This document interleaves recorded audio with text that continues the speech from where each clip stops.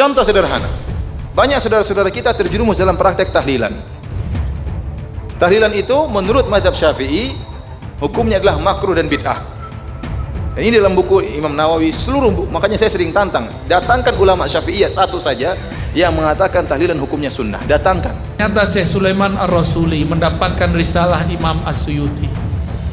Imam Suyuti mengumpulkan hadis mengenai 7 hari, 40 hari, 100 hari, 1000 hari, disebut haul.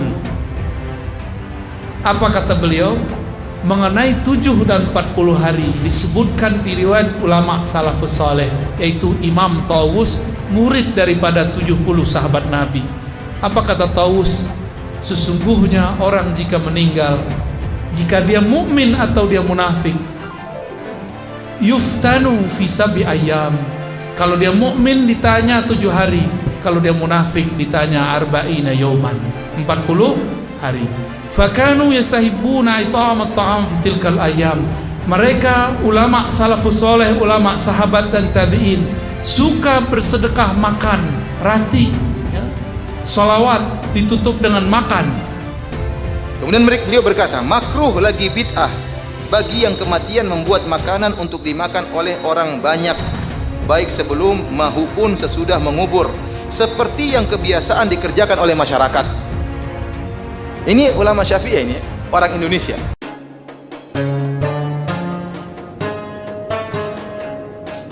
Kalau yasinan, mungkin asinan kali ya, memang nggak ada di zaman Nabi. Tapi kalau yasin ada di zaman Nabi. Yasin itu Quran nggak, Pak? Ada perintah, utlu ma uhiya ilaik, bacalah yang diwahyukan kepada engkau. Yasin Quran nggak? Salah nggak kita baca Yasin? Oh, nanti dijawab. Oh, cara seperti ini tidak ada di zaman Nabi. Emang yakin dia nggak ada di zaman Nabi? Ayatnya kan jelas, ya. Yatluna ayatihi haqqa tilawati. Surah Al-Baqarah itu. Mereka, kalimatnya mereka membaca ayatnya sebenar-benar membacanya. Kalimatnya pakai mereka, jamaah. Lalu di hadis Imam Muslim dikatakan, ma min qaumin yajtami' fi majlisin, ya, atau fi maq'adin. Tidaklah satu kaum duduk di satu majlis. Ngapain mereka? Yatluna ayatillah, membaca ayat-ayat Allah. Saya mau tanya, Yasin ayat Allah apa ayat setan? Kalau saya ngumpul baca Yasin, masuk hadis itu enggak? Saya ngumpul baca Tabarak, masuk enggak? Ngumpul baca Al-Kahf, masuk enggak? Mereka akan ngomong, kenapa Yasin mulu enggak yang lain? Emang salah? Baca kitab Al-Azkar An-Nawawiyah. Imam Nawawi menulis satu bab, kebolehan melebihkan satu ayat di atas ayat-ayat yang lain. Kita hobi gitu, ya, itu boleh. Tafdil, ya, tafdil surah ala suwarin, ayat ala ayatin, itu boleh dan disunnahkan. Di masa sahabat Rasulullah ada yang setiap rakaat dia baca kulhu. Coba di sini ada, Pak, bubar masjid ini. Wah, ustadznya nggak kreatif, kulhu mulu.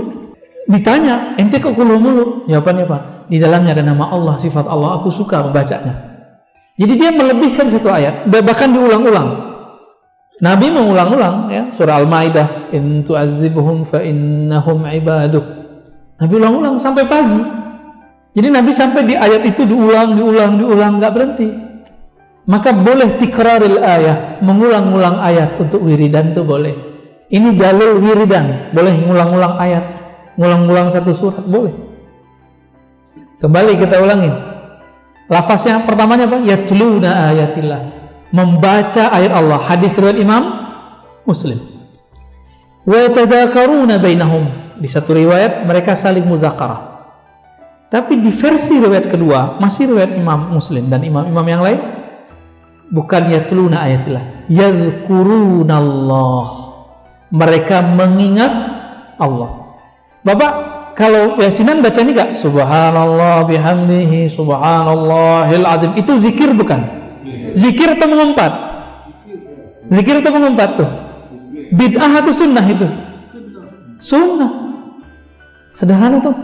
Berarti dalilnya sudah di hadapan dia, tapi Allah tutup hatinya untuk memahami itu. Coba dibuka deh, ya. Buka, dengarkan buka hati, buka pikiran. Gak ada tuh, gak ada itu di mata ente, gak ada ya. Di dalil ada. Orang-orang seperti ini kadang-kadang harus kita kasih disuapin, Pak. Begitu lafaznya. Berarti ada nggak di zaman Nabi? Ada tuh lafaz hadisnya. Ada nggak sahabat melakukan? Banyak. Dalil yang digunakan untuk membid'ahkannya, dalilnya tidak sampai derajat sahih. Riwayat Darimi dan bukan hadis Nabi.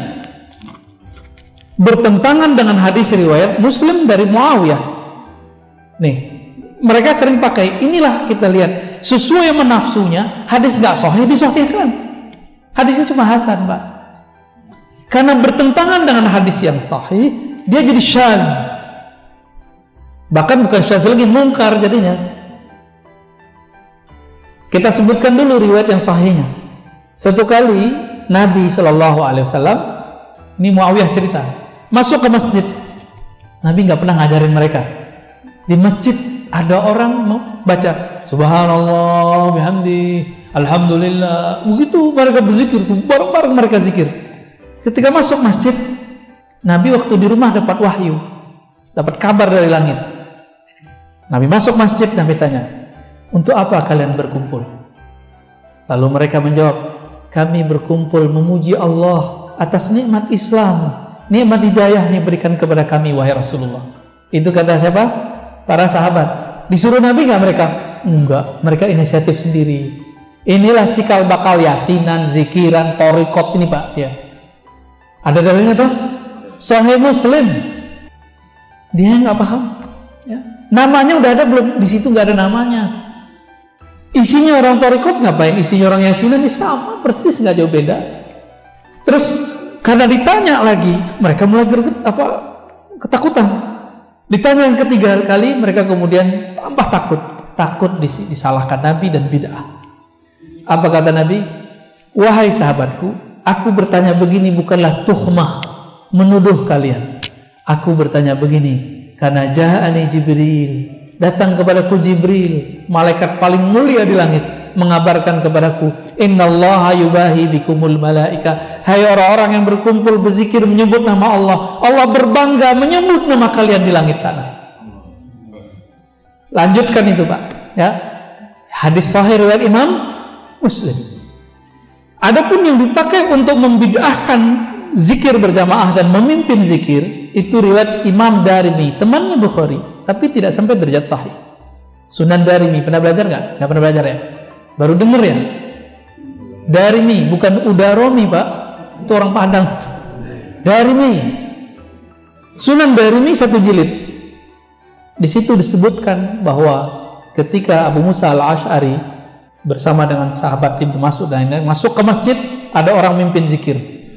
Qulu subhanallah, subhanallah, subhanallah, subhanallah, kayak khatamannya orang tarekat. Alhamdulillah, alhamdulillah, alhamdulillah, gitu ya.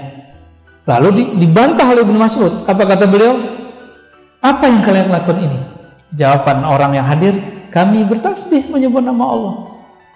Ditegurlah oleh Ibnu Mas'ud, Abu Musa al-Ash'ari, betapa banyak amal yang baik, la yusibah. Betapa banyak orang pengen kebaikan, tapi la yanalah, la yusibah, dia tidak mendapatkannya. Lalu orang-orang ini di masa depan menjadi khawarij. Itu diriwayat hadisnya. Gak mungkin dong, bapak ini jadi khawarij, Pak, jadi teroris. Orang-orang kayak gini kan jadi teroris. Gak mungkin ya. Hadis ini kita cek riwayatnya. Saya cek, oh sampai derajat hasan, tidak sampai derajat sahih. Beberapa ulama mendhaifkan, saya tidak sampai, saya sampai hasan. Hadis ini bertentangan nggak dengan hadis pertama? Bertentangan ya. Yang pertama menganjurkan, membiarkan, ya nggak? Yang kedua membatalkan, melarang. Yang pertama Nabi, yang kedua sahabi. Lebih kuat mana sahabat dan Nabi? Tapi saya mau nanya, mungkinkah sahabat bertentangan sama Nabi? Nggak mungkin, berarti ada permasalahan di riwayat ini, riwayat kedua. Jika ada hadis sahih bertentangan dengan hadis yang lebih sahih, disebut hadis ini syadz, aneh. Yang ini disebut mahfuz, terjaga. Ini nggak sampai derajat sahih, cuma hasan, bagus. Bertentangan dengan riwayat yang lebih hasan, dia sahih. Maka ini bisa kalau disebut syaz atau disebut munkar. Jadi jangan lagi lah pakai riwayat begitu ya, lagu lama itu. Mau pakai riwayat tapi riwayatnya nggak sahih. Giliran ada di riwayat Darimi tentang Nur Muhammad, mereka nggak terima. Sayyidah Aminah itu ketika melahirkan Nabi Muhammad itu melihat cahaya, itu Nur Muhammad tak muncul. Mereka nggak percaya Nur Muhammad, dianggap saya dongeng, ya. Jadi lanjutkan, ya. Kita hujah Bapak nanti dunia akhirat insya Allah berdasarkan dalil-dalil yang tadi, ya.